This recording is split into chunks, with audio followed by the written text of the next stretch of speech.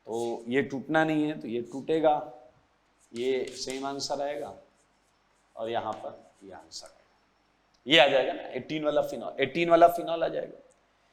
फिर हमने 8 किया था, 8 किया था, no reaction, 9 no reaction, 10 no reaction, 11th no reaction, ये सब नो रिएक्शन। अब 12 देखो, वही वाला कॉन्सेप्ट आ गया जो भी थोड़ी देर पहले था।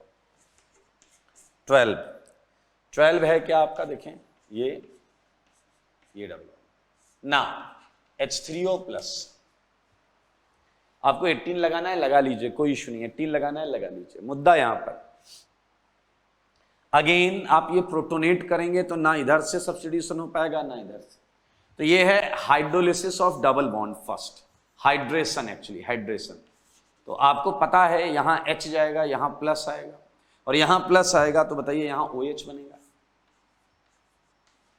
ये O और ये OH, क्लियर, ये बनेगा। आप पहले देखिए, आगे चलकर आप लोग सीखेंगे कि ये जो कैटेगरी है ये हेमी एसिटल कैटेगरी है, आगे चलकर पढ़ेंगे, अभी नहीं। मेरे भाई बॉन्ड घूमी, यहाँ माइनस, माइनस पे H प्लस चला गया, यहाँ प्लस, प्लस पे कौन अटैक करेगा, वाटर अटैक करेगा, ऊपर प्लस आएगा, H छोड़ दे, ये आ गया आपका। लेकिन अभी रिएक्शन कंप्लीट नहीं हुई, अभी तो रिएक्शन चलेगी, क्योंकि यू आर डूइंग हाइड्रोलिसिस, और मैंने पिछली क्लास में बताया था हाइड्रोलिसिस जब तक बोला ना जाए पार्शियल नहीं होती, कंप्लीट होती है। तो मेरे भाई फिर से क्या होगा, अब वही पुराना कॉन्सेप्ट, ये प्रोटोनेट होगा, ये प्रोटोनेट होगा, इधर से तुम कुछ तोड़ नहीं सकते, तो ये टूटेगा, ये टूटेगा, ये टूटेगा, तो मेरे भाई एक तो निकला फिनॉल, एक तो निकला क्या, फिनॉल। दूसरा देखो यहां जो प्लस आएगा इसके टूटने से, उससे ये ऑक्सीजन इलेक्ट्रॉन दे देगा, और ऑक्सीजन इलेक्ट्रॉन दे देगा तो भाई साहब ये बनेगा, यानी देखो देखो, और ये H प्लस रिलीज कर देगा, ये H प्लस रिलीज करेगा तो आंसर क्या आएगा, एल्डिहाइड, एसिटल्डिहाइड। अरे दोस्त एसिटल्डिहाइड आ गया यार, ये H प्लस छोड़ देगा, ठीक है। तो आप देखें अगला क्वेश्चन भी ऐसे ही है, नेक्स्ट क्वेश्चन देखो एक बार, 13th 14th भी सेम, 13th भी सेम, 14th भी सेम, तो 13th कर देते हैं। अच्छे क्वेश्चन है, बहुत आसान भी है। ये हुआ, चलो सबसे पहले क्या होगा, बॉन्ड घूमेगी, H प्लस जाएगा, ये मैं पूरी मैकेनिज्म लिख रहा हूं, इसकी मैं पूरी मैकेनिज्म लिख रहा हूं। अब इस पे वाटर अटैक करेगा, ठीक है, वाटर अटैक करेगा तो क्या बनेगा, यहां आएगा OH2 प्लस, अब ये H प्लस छोड़ेगा, वो H प्लस इधर चला जाएगा, क्या बन गया OH, और इधर आ गया H प्लस, सारे देखो सारे देखो। अब आपको पता है ये बॉन्ड तो टूट नहीं सकती, तो ये टूटेगी, ये टूटेगी तो यहां प्लस आएगा, ये न्यूट्रल हो जाएगा, प्लस को ऑक्सीजन इलेक्ट्रॉन देगा, बनने वाली चीज फिनॉल।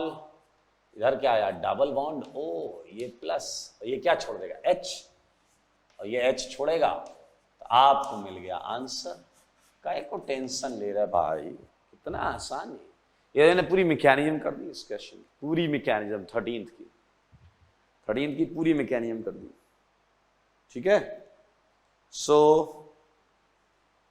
14, 15, 16, 17, 18 ये आप लोग करिएगा। मैं चाहता हूं एक बार आप लोग बॉन्ड घुमाकर उसे प्रॉपर बनाइएगा, मैकेनिज्म करिएगा। 5 क्वेश्चन में छोड़ रहा हूं, ये आप करिएगा, ठीक है।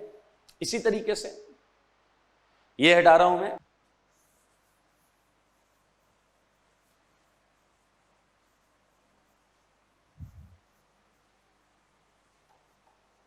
बेटा बहुत ज्यादा लॉजिकल है, इसमें रत्ती भर भी डाउट नहीं आना चाहिए, प्रैक्टिस करो प्रैक्टिस करो।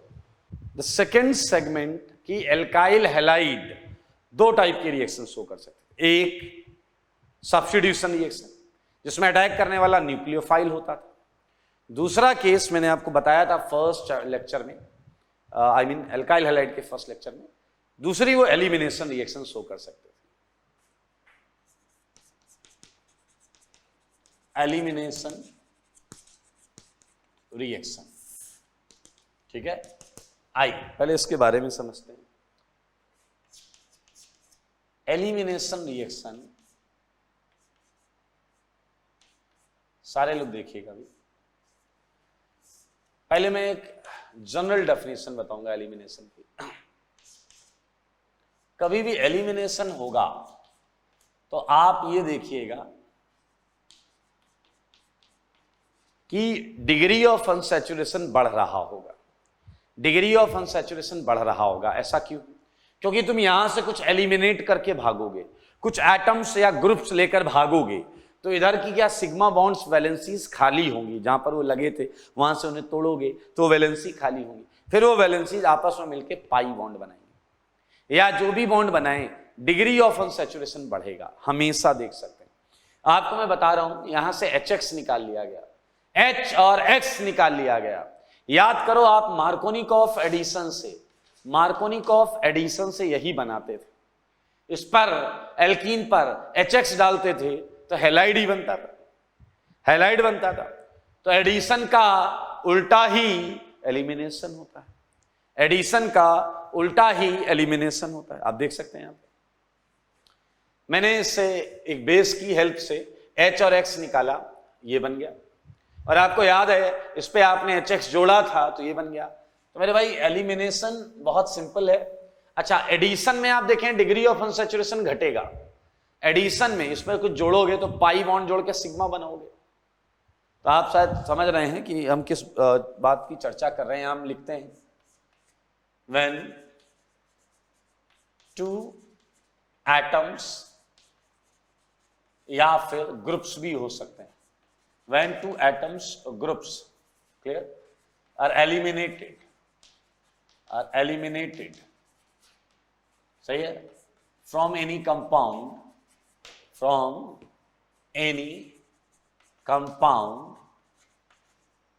during a reaction,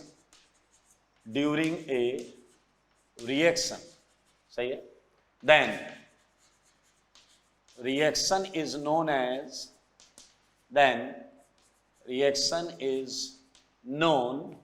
as what? Elimination reaction, हम उसे एलिमिनेशन रिएक्शन बोलते हैं।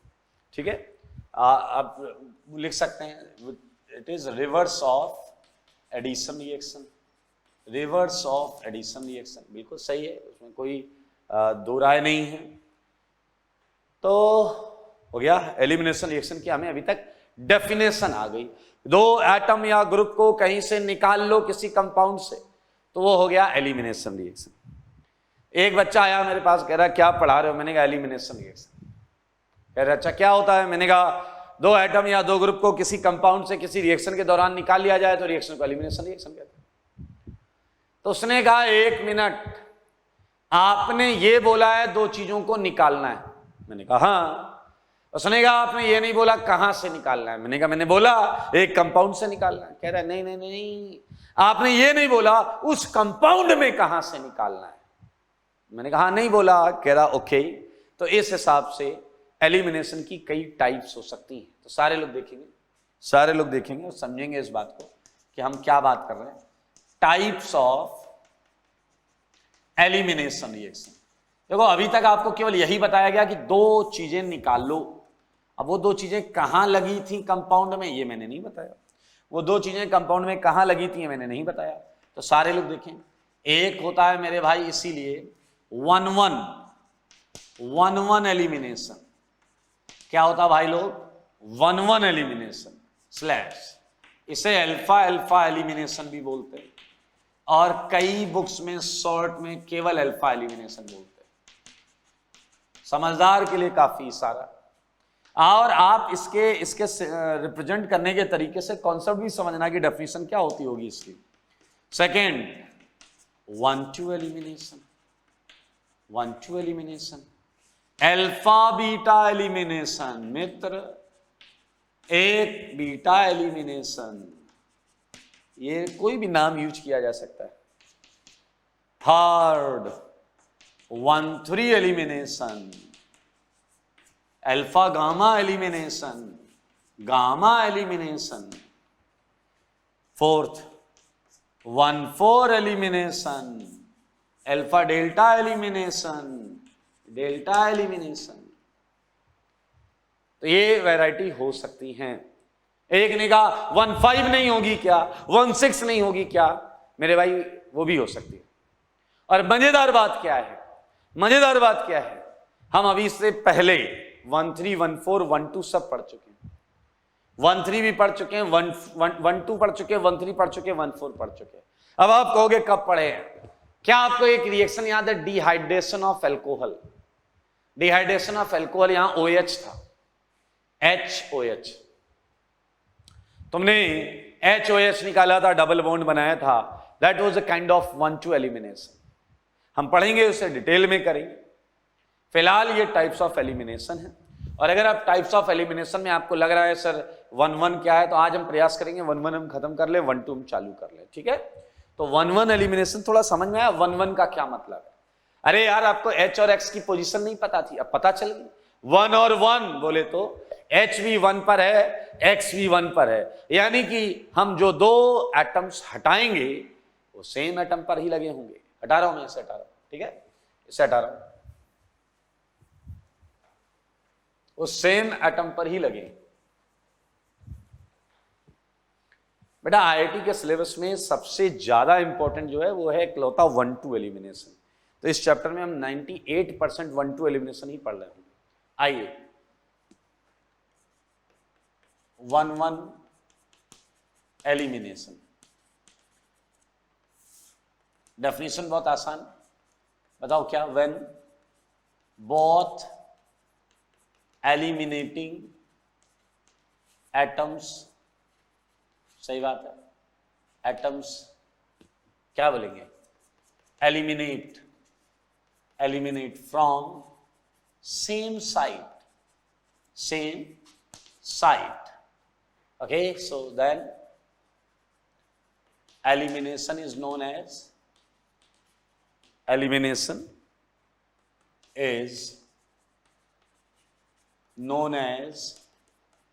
1-1 एलिमिनेशन। क्या बोलेंगे? 1-1 एलिमिनेशन।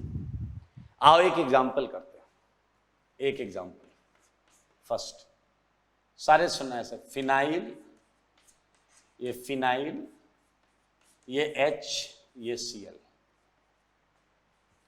नजरें अपनी दौड़ाओ, ध्यान से देखो, और यहां एक बेस है B-, बेस को ऐसे जनरल कर दिया B-।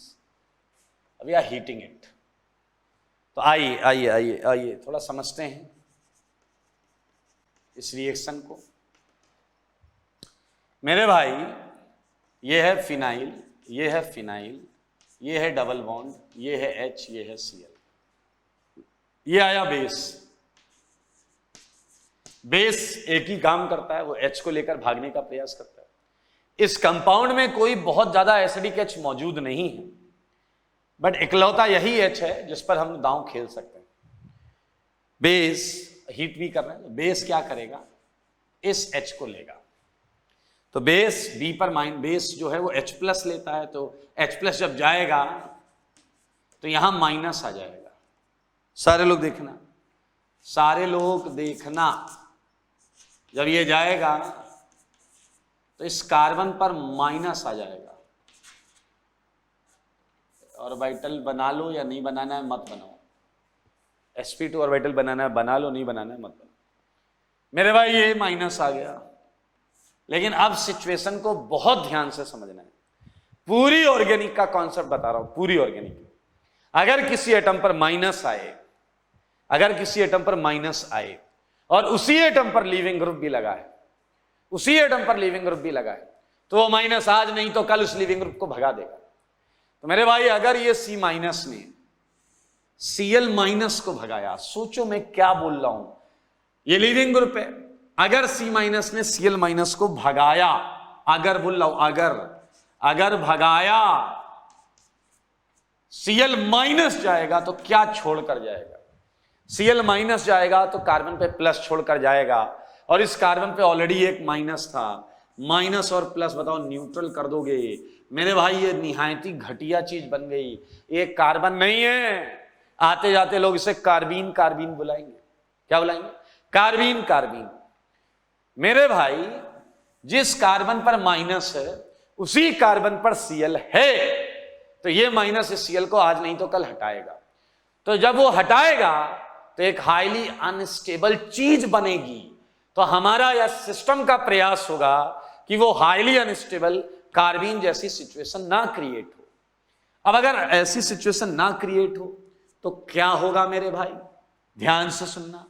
हम ये सिस्टम ये प्रयास करेगा कि इस कार्बन पर वो प्लस ना आए जो Cl के हटने से क्रिएट हो रहा था। मीटिंग हुई इधर, इस फिनाइल ने कहा कि हम में से किसी एक को वहां इलेक्ट्रॉन लेकर मौजूद रहना है ताकि वो प्लस ना आ पाए।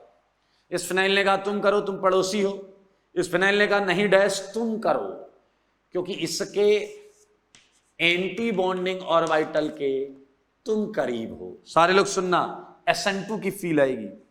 अब जब जैसे जैसे ये निकल रहा होगा, पीएच अपनी बॉन्ड के इलेक्ट्रॉन लेके पीछे से इसे सपोर्ट कर रहा होगा क्या इससे? Cl माइनस के जाने से जो प्लस आने वाला था, दरअसल वो कभी नहीं आएगा, क्योंकि पीएच माइनस इधर से उसे असिस्ट करेगा। जरा ध्यान से देखो, यहां क्या बचा? पीएच, फिर क्या है? Single bond. ये क्या है? C। अगर पीएच माइनस जा रहा है तो C पर क्या आया होगा? प्लस। बीच में कितनी बॉन्ड है? 2। सारे लोग देखो, बीच में कितनी बॉन्ड है? 2। ये C, यहां से कौन हट गया? Cl। कौन लग गया आकर? पीएच। और बताओ इस कार्बन पे ऑलरेडी क्या चार्ज था? माइनस। समझदार के लिए क्या काफी? सारा आप बोले तो दोबारा बता सकता हूं मेरे भाई। ये प्लस और माइनस जो है, ये जो प्लस और माइनस है, क्या मैं इस प्लस माइनस को हटा के बॉन्ड बना दूं? यस, बना देना चाहिए मुझे। ये आंसर आ चुका है बेटा, it's a triple bond alkyne answer. नहीं समझ में आया है तो दोबारा रिवाइज करके इसी को वीडियो को वापस सुन लीजिएगा। So it's 1-1 elimination. दोनों चीजें जो हटी हैं वो आप देखें 1-1 एक ही पोजीशन पर लगी हुई हैं। आइए कुछ क्वेश्चन लीजिए जो आप अपने घर से करिएगा।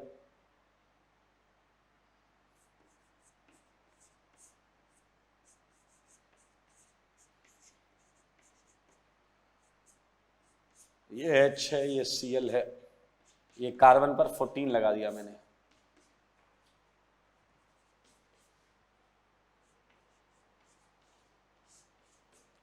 याद रखना, यहां जो सबसे ध्यान देने वाली बात है वो है एंटी ग्रुप माइग्रेट होता है। Cl का एंटी ग्रुप माइग्रेट होता है, ये ध्यान देने वाली चीज थी। Cl का एंटी ग्रुप माइग्रेट होता है, ठीक है। 1 2 3 2 क्वेश्चन और दूंगा मैं। 4 pH C double bond N HCl, क्या कर रहा हूं मैं? PH HCl।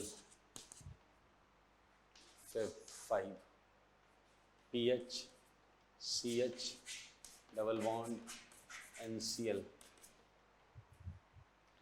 कुछ गड़बड़ है ना? कुछ गड़बड़ लग रहा है इस पे? बिल्कुल लग रहा है। यहां N रखो, यहां C रखो, ये मजेदार होगा। यहां N रखो, यहां C रखो, ये ठीक है, ये ठीक है, ठीक है। बेस डाला है इसमें, बेस। तो मेरे भाई we just finished 1-1 elimination. 1-1 elimination बस छोटा सा है, छोटा सा चुन्नू मुन्नू सा। मुंह बनाकर बैठने का कोई फायदा नहीं है। जितना प्रैक्टिस करोगे और क्वेश्चन देखो यही क्यों हो रहा, और कुछ क्यों नहीं हो रहा। सारे जितने ख्याल दिमाग में है सबको कॉपी पर पेन चलाओ एक बार, you would get exact answer. Second, अब हम कर रहे हैं होमवर्क 1-1 एलिमिनेशन का, 1-1 एलिमिनेशन का। तो मेरे भाई 1-1 एलिमिनेशन में पहला क्वेश्चन हो गया था। सेकंड क्वेश्चन आपको पता है इसका आंसर फिक्स है, that would be a triple bond. Third का भी आंसर फिक्स है, that would be a triple bond. इसीलिए मैंने एक 14 लगाया है ताकि आपको ये ध्यान देना पड़े। अगर 14 नहीं होता तो तुम क्या करते? ट्रिपल बनाते, एक तरफ बेंजीन बनाते, एक तरफ नाइट्रोबेंजीन बनाते हैं। और सोचो अगर 14 नहीं होता तो सेकेंड और थर्ड का आंसर सेम होता, अगर 14 नहीं होता तो सेकेंड और थर्ड का आंसर सेम होता। ओके, अब 14 से क्या फर्क पड़ रहा है? Cl के अपोजिट कौन सा ग्रुप है दूसरे कार्बन पे? सेकंड में बेंजीन है, तो बेंजीन माइग्रेट होकर गया होगा ड्यूरिंग द रिएक्शन, तो ये वाला कार्बन 14 होगा। और थर्ड में Cl के अपोजिट कौन है?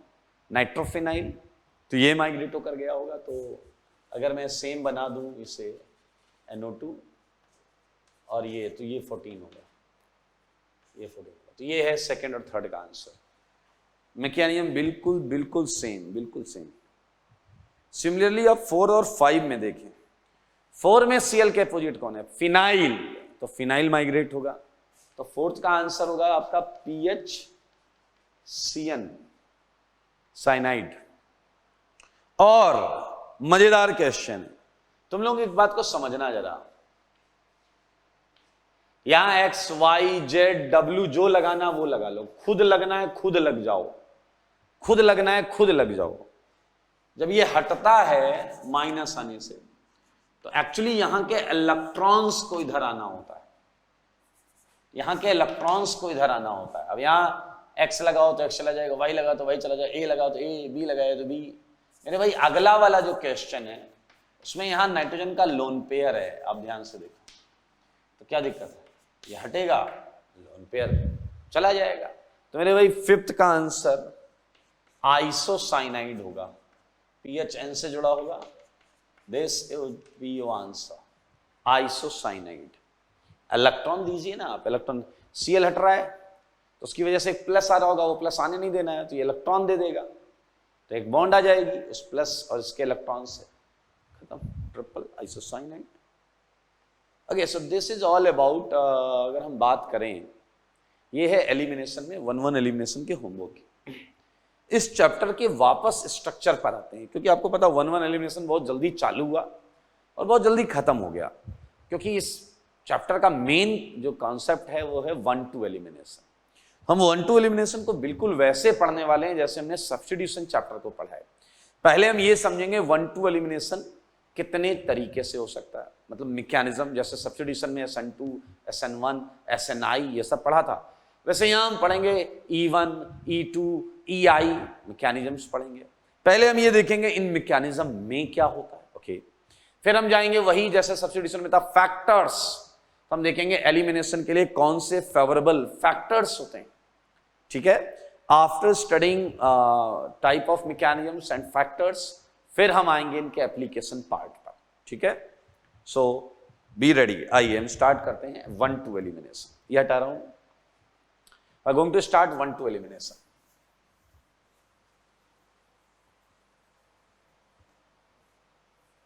चलिए 1-2 एलिमिनेशन में चलता है। 1-2 एलिमिनेशन, सारे लोग ध्यान से सुनना, एक झटके में ही समझ में आ जाएगा। इसे हम अल्फा बीटा एलिमिनेशन भी बोलते हैं या बीटा एलिमिनेशन भी बोल सकते हैं। नाम में लिखा, एक 1 से हटा लो, एक उसके बाजू 2 पोजीशन से हटा लो। डेफिनेशन हमने पिछली क्लास में बात की थी, when eliminating atoms, eliminating atoms या फिर ग्रुप्स, सही बात है, eliminates from vicinal side, from vicinal sides, सही बात है, इन ए रिएक्शन, अगर अगल बगल की साइड से हट रहे हैं। 1-1 क्या था? सेम साइड से। 1-2 क्या है? अगल बगल की साइड से, vicinal sides in a reaction, then reaction is known as, क्या बोलते हो दोस्त? 1-2 एलिमिनेशन रिएक्शन। इन्हें हम 1-2 एलिमिनेशन रिएक्शन बोलेंगे, ठीक है।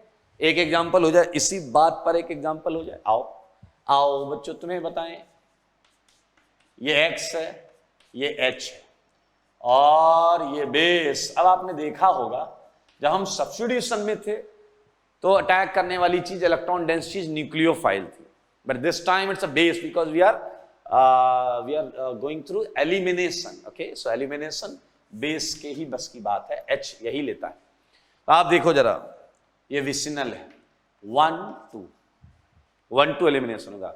ये एच हटेगा, ये एक्स हटेगा, एच हटेगा, एक्स हटेगा, तो एक वैलेंसी इसकी खाली होगी, एक वैलेंसी इसकी खाली होगी.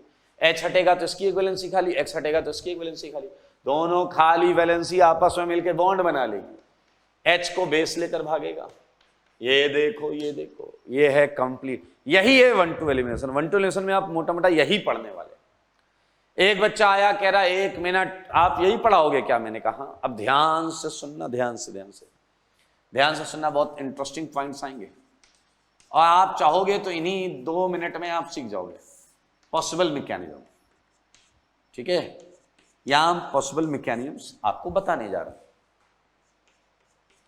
एक बच्चा आया, कह रहा आप क्या बताने जा रहे हो, बताओ. मैंने कहा मैं एलिमिनेशन पढ़ा रहा हूं, 1 2 एलिमिनेशन. उसने कहा अच्छा एच हटाना है और एक्स हटाना है. मैंने कहा बिल्कुल. कह रहा मैं बताता हूं आप कैसे ये कर सकते हो. सारे लोग ध्यान से सुनना. उसने कहा बेस जब एच हटाएगा, बेस जब एच हटा रहा है उसी समय एक्स बाहर जा रहा है. बेस जब एच हटा रहा है उसी समय एक्स भी हट रहा है. तो पहले मुझे बताओ, क्या तुम्हें यह सुन के साइमल्टेनियस फील आई कि नहीं आई कि जब एच हट रहा है उसी समय एक्स हट रहा है? फील आई या नहीं आई? बताओ, मुंह से बोलो. अगर फील आई है तो बताओ ये कितने स्टेप की रिएक्शन? 2 स्टेप की या 1 स्टेप की? कितने स्टेप की? ये 1 स्टेप की रिएक्शन है, क्योंकि सब कुछ एक ही साथ हो रहा है. बेस जिस समय एच हटा रहा है उसी समय एक्स हट रहा है. ये 1 स्टेप रिएक्शन है. और आपको पता होना चाहिए 1 स्टेप रिएक्शन में कभी कोई इंटरमीडिएट नहीं बनता. तो मेरे भाई ये 1 स्टेप रिएक्शन. अच्छा, आपको SN2 की याद आई? जब न्यूक्लियोफाइल जुड़ रहा था उसी समय लिविंग ग्रुप हट रहा था. याद आया आपको? तो मेरे भाई one of the possible mechanism is E2 mechanism. E2 mechanism. And आप समझ चुके हैं ये 1 स्टेप मैकेनिज्म है, यहां कोई इंटरमीडिएट नहीं होता. हालांकि सारी चीजें हम लिखेंगे. एक केस उस बच्चे ने कहा, एक केस मैं बताता हूं. मैंने बोलो, कह रहा पहले एक्स निकल जाने दो. एक्स कैसे निकलेगा? एक्स माइनस तो सी पर प्लस आएगा. वो कह रहा पहले एक्स निकल जाने दो, फिर बेस अगले स्टेप में एच निकाले. ऐसी भी कोई रिएक्शन हो सकती है मेरे भाई. आप साफ साफ समझ सकते हैं 2 स्टेप रिएक्शन.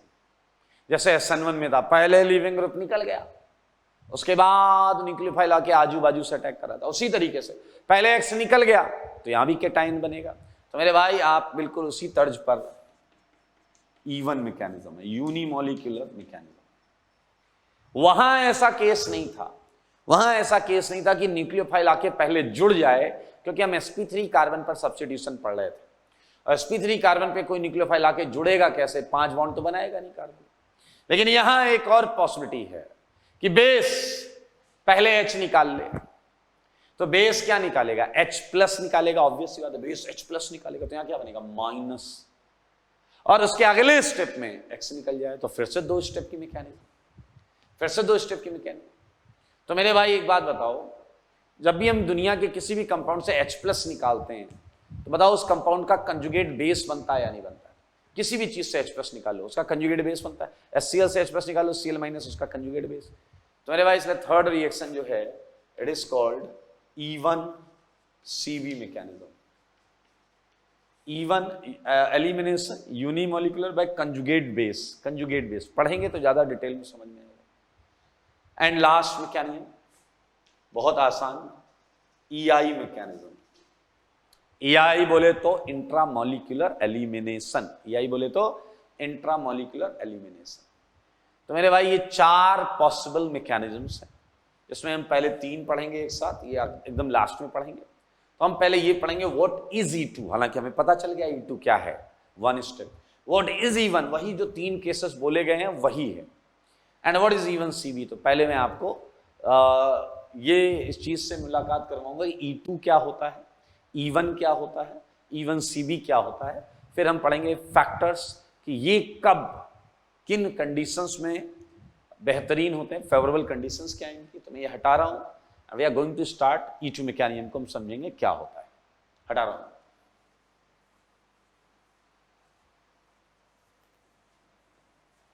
ओके, आइए मेरे भाई आप समझेंगे जरा, E2 मैकेनिज्म। कई लोग ऐसे भी लिखते हैं E2, चलेगा, कोई दिक्कत नहीं, ठीक है, ऐसे भी लिख लो, सेम ही चीज है, E2 मैकेनिज्म, ये वन स्टेप मैकेनिज्म। अच्छा, एक चीज कई बच्चों के दिमाग में आता है पढ़ते समय, ये कैसे पता चलेगा कि वो साथ में निकल रहा है, ये कैसे पता चलेगा वो X पहले निकल गया। अरे आपको SN1 SN2 देखना आ गया ना, उसी तरीके से E1 E2, ये उनके स्ट्रक्चर पर डिपेंड करेगा, ये कंडीशंस पर डिपेंड करेगा कि पहले H निकलेगा या पहले X निकलेगा या दोनों साथ में निकलेंगे। ये 1 degree 2 degree 3 degree leaving group base solvent सब पर डिपेंड करता है, ठीक है। इसीलिए हम आराम आराम से एक एक स्टेप को पढ़ते हैं। आइए उसी रिएक्शन की बात कर रहे हैं जो यहां लिखी थी 1-2 रिएक्शन, ध्यान से सुनना, बहुत मजेदार चीज है मेरे भाई। ये कंपाउंड है जो मैंने आपको लिख कर दिया था, मैं कंपाउंड याद दिला देता हूं आपको, याद है ये रिएक्शन, याद है आपको? मैं इसी रिएक्शन की मैकेनिज्म बता रहा हूं, सारे लोग देखना, इसी रिएक्शन की मैकेनिज्म बता रहा हूं यार। मैकेनिज्म क्या है यार? H हट रहा है, X हट रहा है, आंसर। बेस H हटा रहा है, X हटा रहा है, आंसर आ गया। ये तो आप आराम से समझ सकते हैं। कई लोग इतनी जल्दी खत्म कर देते हैं, 2 मिनट के अंदर E2, 1 मिनट के अंदर E1, 2 मिनट के अंदर E1 C, 5 मिनट में सब खत्म।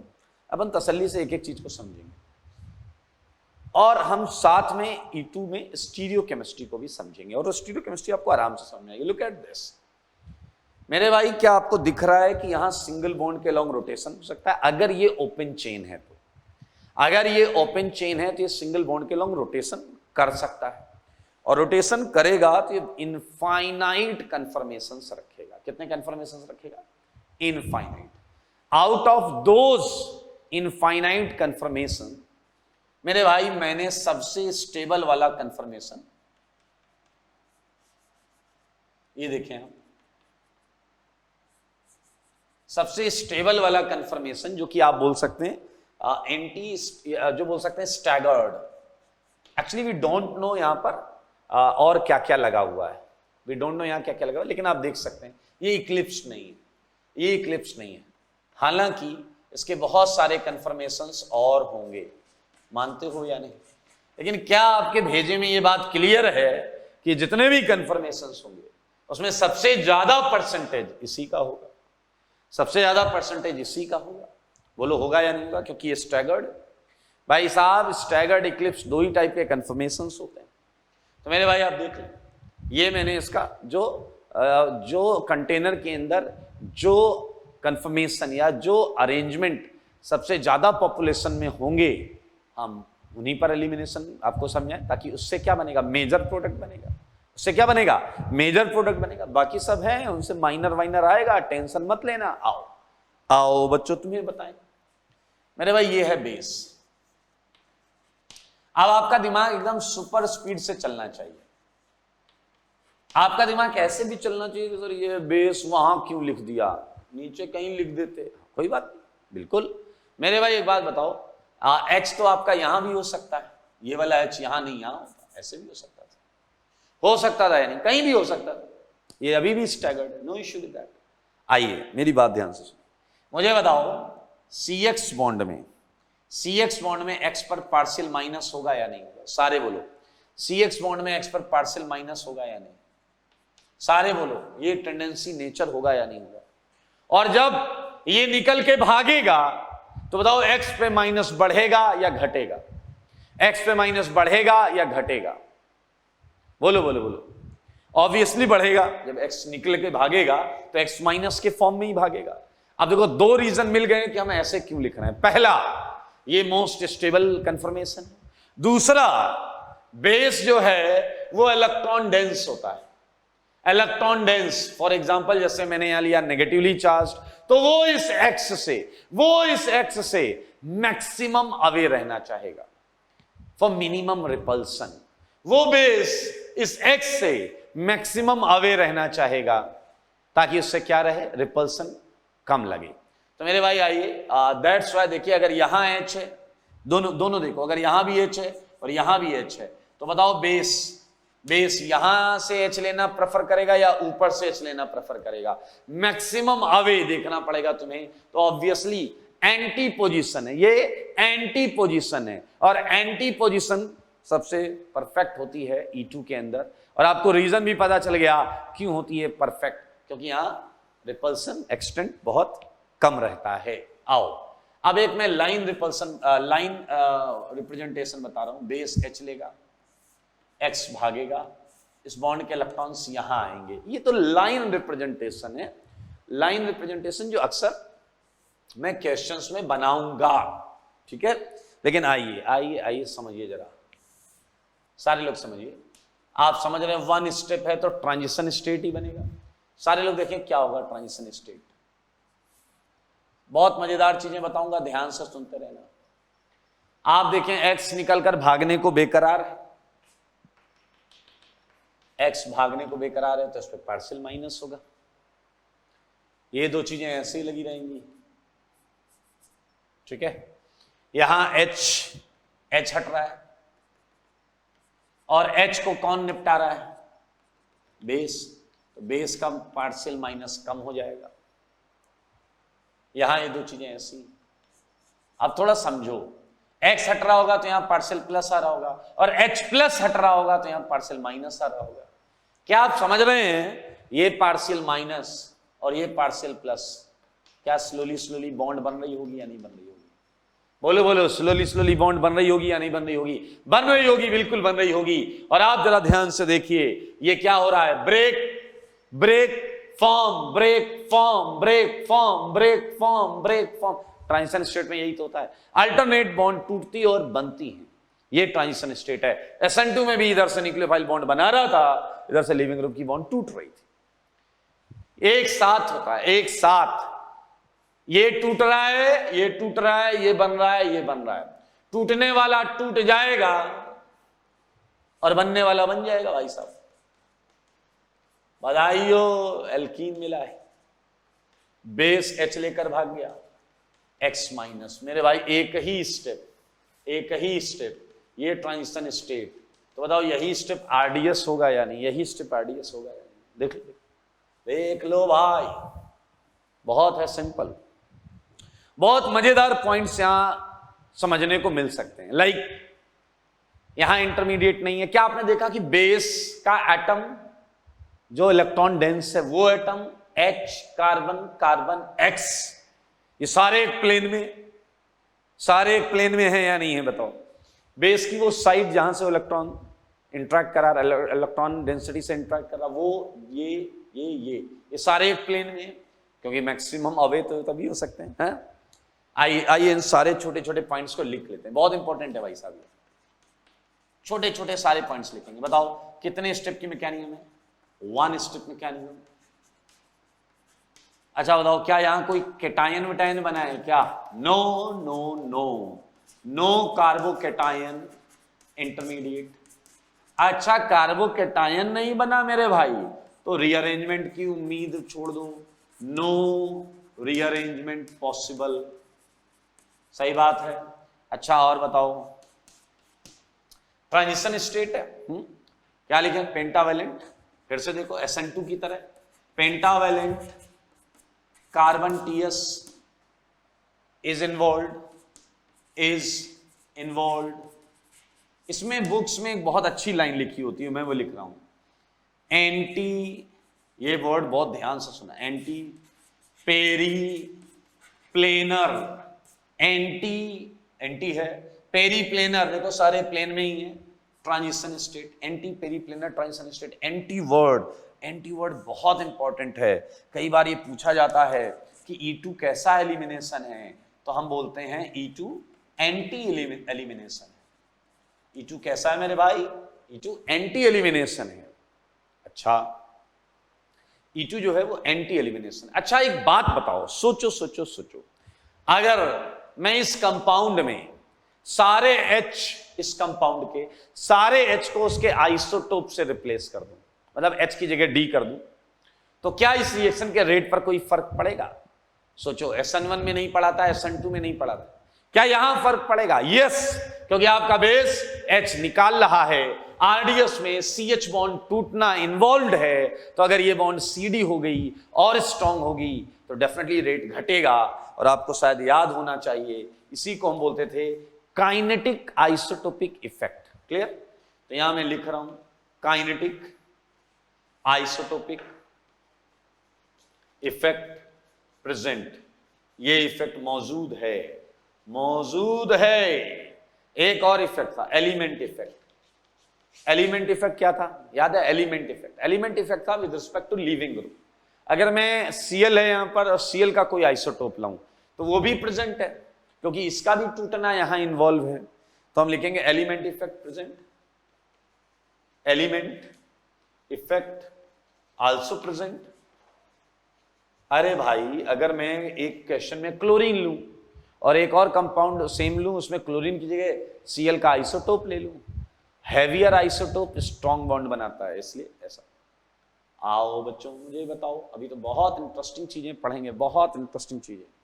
चलें यहीं से करते हैं।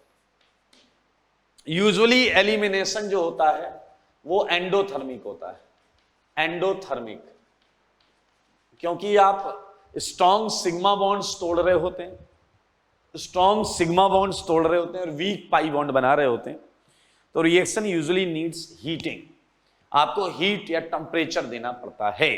तो एंडोथर्मिक रिएक्शन, छोटा सा पॉइंट यहां पर आ गया। अगला पॉइंट सारे लोग देखना, वन स्टेप है भाई साहब। अगला पॉइंट है पोटेंशियल रेट एक्सप्रेशन। आओ इसका रेट एक्सप्रेशन लिखें। मेरे भाई काइनेटिक्स इतनी तो पढ़ ली होगी आपने, नहीं पढ़ी है तो कोई बात नहीं, बहुत जरा सा लगेगा। RE2, RE2 constant for E2। अब बताओ, एक ये इन्वॉल्व है और एक ये इन्वॉल्व है, दो चीजें इन्वॉल्व है, बेस और हैलाइड। तो हैलाइड मैंने ऐसे लिख दिया और बेस मैंने ऐसे लिख दिया, दोनों involve. It is elimination and RDS में कितने रिएक्टेंट इन्वॉल्व हैं? दो रिएक्टेंट इन्वॉल्व हैं, एक रिएक्टेंट दो रिएक्टेंट। इसी को मॉलिक्यूलैरिटी बोलते हैं, इसी को क्या बोलते हैं? मॉलिक्यूलैरिटी। और ये जो नंबर आता है ना ऊपर या नीचे, इसी मॉलिक्यूलैरिटी ही होता है। तो क्या आ गया भाई साहब? E2 एलिमिनेशन हो गया, साफ साफ देख सकते हैं। E2 एलिमिनेशन बाय मॉलिक्यूलर, दो चीजें आएंगी। अच्छा बताओ, चलो ऑर्डर क्या है? Second order. ऑर्डर के लिए क्या करते हैं दोस्तों? इनकी पावर ऐड होती है, 1+1 सेकेंड ऑर्डर। याद रखना, बहुत ध्यान से सुनना, ये चीज पेपर में कैसे बोली जा सकती है। कोई E2 रिएक्शन दी जाए और आपसे बोला जाए रेट ऑफ दिस रिएक्शन या order of this reaction, order of this reaction is 1, order of this reaction is 1 with respect to halide, yes. Order of this reaction is 1 with respect to base, yes. Overall order क्या है? 2। ये physical की चीजें हैं, वहां और अच्छे तरीके से पढ़ेंगे। और आरडीएस में दो चीजें इन्वॉल्व हैं, इसलिए बोलते हैं बाय मॉलिक्यूलर, बाय मॉलिक्यूलर। ठीक है मेरे भाई, दो तीन बहुत अच्छे अच्छे पॉइंट्स हैं और मैं चाहता हूं उसे आप फोकस होकर ध्यान से सुनिए। ठीक है, जैसे एक पॉइंट मैं यहां पर ले रहा हूं, इसी से रिलेटेड है, वो है पोटेंशियल एनर्जी डायग्राम। इस रिएक्शन का पोटेंशियल एनर्जी डायग्राम मेरे ख्याल से बहुत आसान है। स्टार्टिंग एट, ये ट्रांजिशन स्टेट, ये क्या है? ये है ट्रांजिशन स्टेट, ये है रिएक्टेंट, ये क्या है? एल्कीन। ये ऊपर क्यों खत्म हुआ? एंडोथर्मिक है इसलिए। और ये क्या है दोस्त? Potential energy. ये इसका पोटेंशियल एनर्जी डायग्राम है। चलिए, अब आपको अगर याद हो तो हमने डिहाइड्रेशन ऑफ अल्कोहल पढ़ा था, डिहाइड्रेशन ऑफ अल्कोहल। ठीक है, डिहाइड्रेशन ऑफ अल्कोहल में एक एल्कीन आती थी सेडजेफ, एक आती थी हॉफमैन। आपको डेफिनेटली याद होना चाहिए, सेडजेफ एंड हॉफमैन। तो यहां पर भी बिल्कुल ये कॉन्सेप्ट होगा सेडजेफ एंड हॉफमैन का। कैसे हो सकता है? सोचो, जैसे ये कार्बन के बगल में कार्बन है, मान लो यहां भी एक कार्बन है। ठीक है, जैसे इस कार्बन के बगल में कार्बन है वैसे इधर भी कार्बन, जैसे इस कार्बन पर अपोजिट एच है वैसे यहां भी अपोजिट एच हो सकता है। तो बेस इस वाले एंटी एलिमिनेशन को भी कर सकता है और बेस इस वाले एंटी एलिमिनेशन को भी कर सकता है। हाँ, कर सकता है। तो मेरे भाई ऐसे दो या उससे ज्यादा एल्कीन मिल सकती है, तो मेरे भाई सेटजेफ और हॉफमैन दो एल्कीन यहां मिल सकती हैं। एंड यूजुअली सेटजेफ जो होता है, यूजुअली बोल रहा हूं, वो ज्यादा मेजर आता है, आई मीन मेजर प्रोडक्ट होती है। तो मैं इस बात को लिख सकता हूं, two alkenes like what, Sergev and Hoffman बोलो may obtain,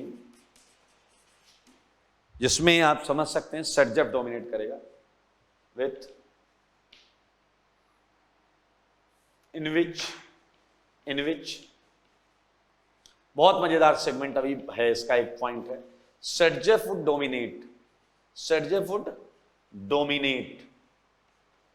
ठीक है, Sergev डोमिनेट करेगा। अब मेरे भाई एक इस पूरी जो हमने यहां पर इसका एक्सप्लेनेशन किया है, इसमें एक बहुत बड़ा लूप होल है, और वो लूप होल आपको समझ में अगर आ गया है तो वही अगला पॉइंट भी है हमारा, उसे समझेंगे आप, ठीक है। ये मैं यहां एक पॉइंट बनाऊंगा, इस पॉइंट को आप समझेंगे। Look at this transition state, ये बड़ा इंटरेस्टिंग पॉइंट है, ठीक है। Look at this transition state, अगर आपने कुछ समझा हो तो यहां ये बॉन्ड टूट रही है और ये बॉन्ड टूट रही है, ये दोनों बॉन्ड टूट रही है, और ये दोनों एटम, ये दोनों चीजें X और H अलग अलग एटम पर लगे हैं। ये 1 पर लगा है, ये 2 पर लगा है। देखें आप सारे लोग, देखिए जो CX बॉन्ड टूट रही है ये 1 एटम पर है, और जो CH टूट रहा है ये 2 एटम पर है, ठीक है। So how can we consider कि ये दोनों बॉन्ड सेम रेट से टूट रही हैं, इसे समझना पड़ा। हाउ कैन वी कंसीडर, मान लो इस बॉन्ड के टूटने का रेट X है और इस बॉन्ड के टूटने का रेट Y है। सो अभी जो ये पूरा भरा हुआ है बोर्ड, ये इस एजम्पशन के साथ भरा हुआ है कि X इक्वल टू Y। अब देखिए ये उसी एजम्पशन से भरा हुआ है कि X इक्वल टू Y है, क्योंकि बेस जब H को जिस रेट से ले रहा है, H प्लस को, तो उतना ही यहां मैग्नीट्यूड आएगा किस चीज का, माइनस का। और उसी रेट से अगर ये वाला टूटेगा तो इस कार्बन पर क्या आएगा, उतना ही प्लस आएगा, और ये माइनस और प्लस आपस में मिलकर बॉन्ड बना लेंगे, जैसा यहां मैंने दिखाया। लेकिन अब आप सोचिए दो केसेस और होंगे, X greater than Y and Y greater than X, दो केसेस होंगे। क्या होगा उन केसेस में, अगर X ग्रेटर देन Y है तो ये माइनस ज्यादा रहेगा, अगर X ग्रेटर देन Y है, ये बॉन्ड ज्यादा जल्दी टूट रही है देन टू दिस, तो यहां माइनस थोड़ा ज्यादा आएगा यहां के प्लस से। इसका जो ज्यादा माइनस है और इसका जो थोड़ा प्लस है, उसमें से कुछ पार्ट तो डबल बनाएगा, लेकिन नेट माइनस यहां रह जाएगा। दूसरा केस क्या, Y ग्रेटर देन X, ये प्लस ज्यादा आएगा, माइनस कम आएगा, कुछ तो डबल आएगा लेकिन नेट प्लस रह जाएगा।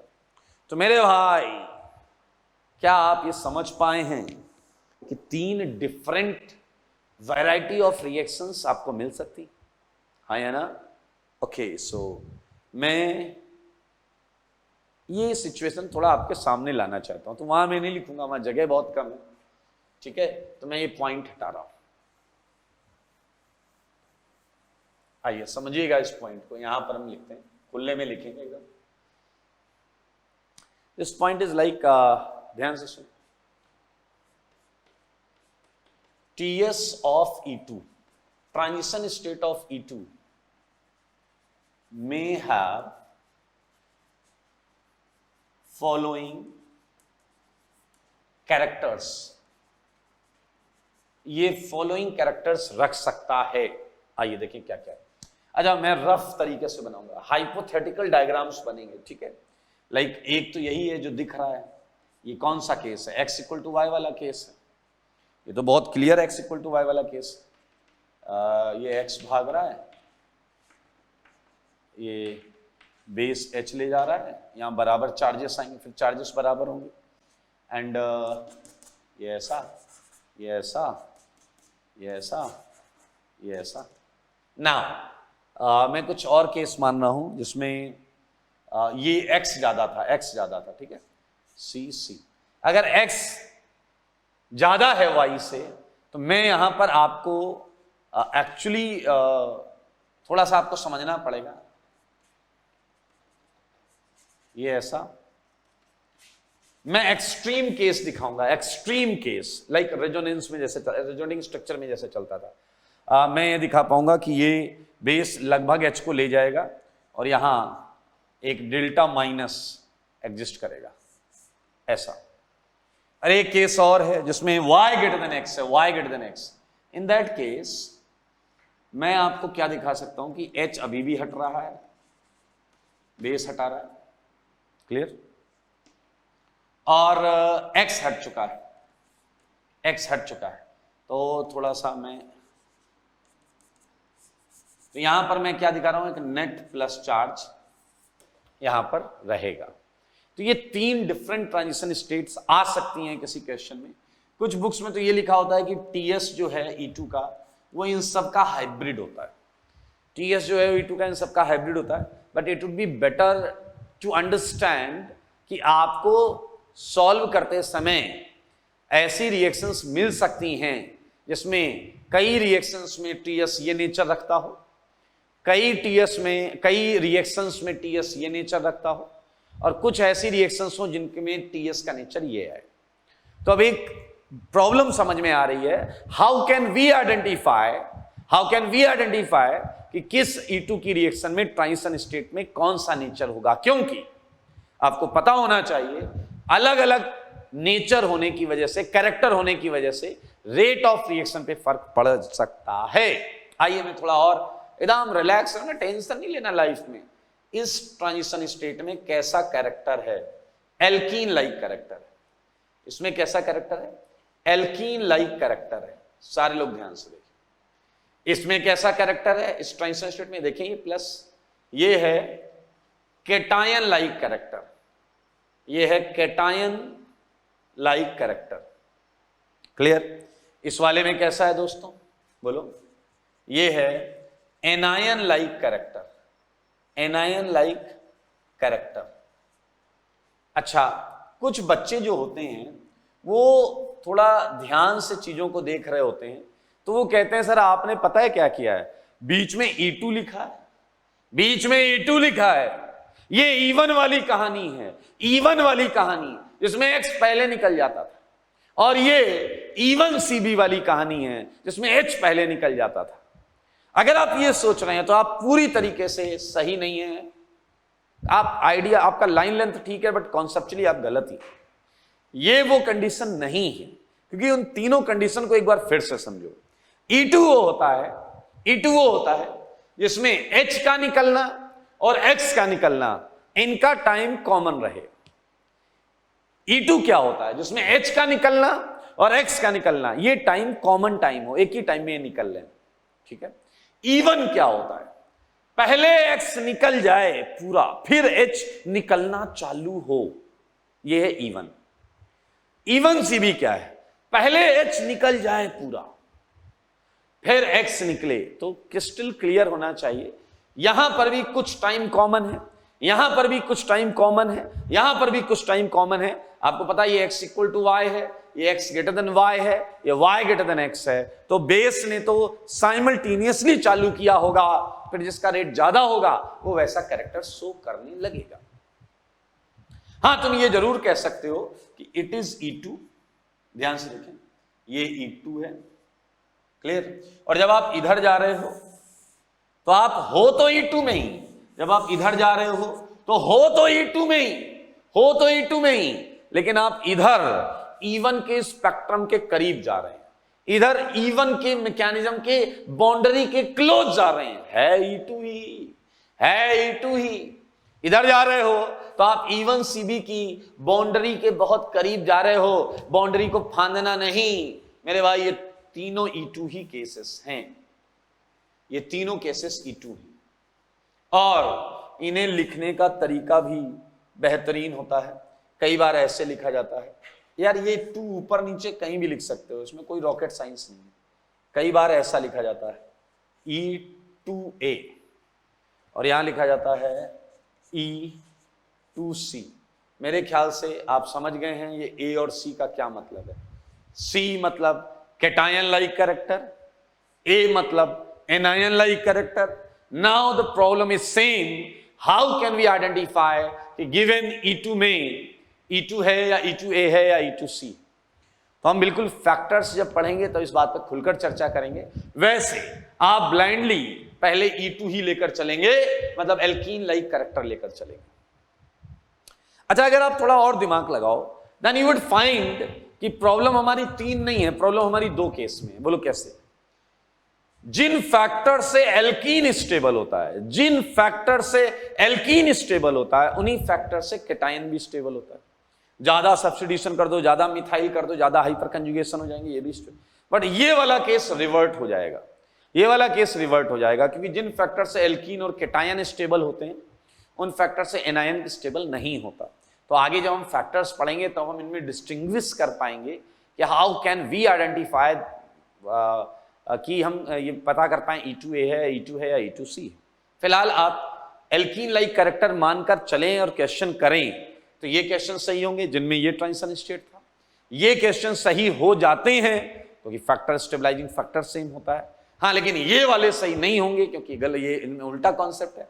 तो डेफिनेटली एप्लीकेशन पार्ट में जब क्वेश्चन आएगा तब तक मैं आपको इतना सिखा दूंगा कि 1 किलोमीटर दूर से बता दोगे ये E2A है, ये E2A है, आप चिल्लाने लगोगे E2A E2A, ऐसे चिल्लाने लगोगे। ठीक है, बाकी अपना ये क्लियर है। अभी आपको समझना था E2 क्या होता है, और हमने E2 की पूरी हिस्ट्री जमीन खोद कर निकाल ली है, मानते हो या नहीं? So this is your E2 mechanism, this is your E2 mechanism. Okay, so मैं इसे हटाऊंगा और इवन मैकेनिज्म आपको बताऊंगा। ये हटा रहा हूं मैं। सारे लोग देखो, ये मेजर प्रोडक्ट के लिए